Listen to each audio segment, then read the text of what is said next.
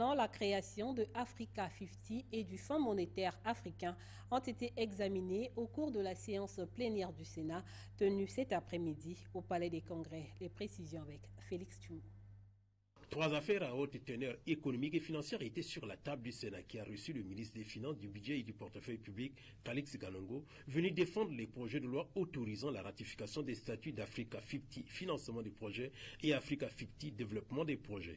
Il s'agit d'un fonds souverain africain au capital de 3 milliards de dollars américains, financé par la BAD et les pays africains dont le Congo, actionnaire majoritaire avec 167 997 actions suivies de la BAD, du Maroc et de l'Égypte avec respectivement 100 000 et 90 000 actions chacun. Africa 50 développement de projet a quant à lui un capital de 500 millions de dollars destiné à financer les études.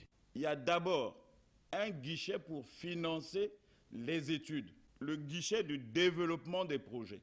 Et ce n'est que lorsque les études sont jugées concluantes, recevables, que Africa 50 peut accepter cette fois de financer ces projets.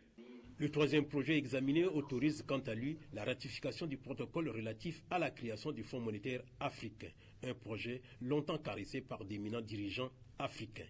Le protocole relatif à sa création doit être ratifié par au moins 15 pays. À ce jour, 8 pays l'ont ratifié, dont le Cameroun et le Tchad en Afrique centrale. Le comité de pilotage dirigé par M.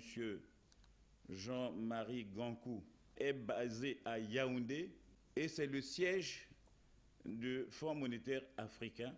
Concernant la souscription au capital, la part de chaque État est calculée à partir de son poids économique et de sa population.